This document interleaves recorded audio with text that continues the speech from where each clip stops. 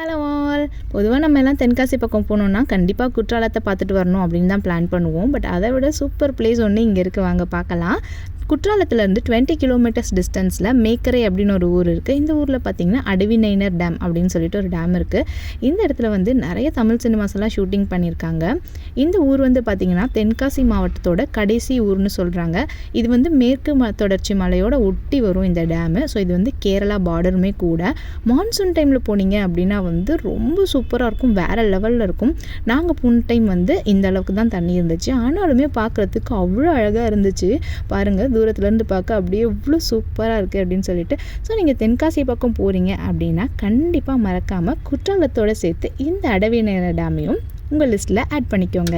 மோகிமாவும் தன்வந்தும் பார்த்திங்கன்னா ரொம்ப ஜாலியாக என்ஜாய் பண்ணாங்க. அண்ட் வந்து எங்களுக்கு இது ஃபஸ்ட்டு டேம், இப்போ தான் நாங்கள் ஃபஸ்ட்டு டேம் பார்க்குறோம். ரொம்பவே சூப்பராக இருந்துச்சுங்க.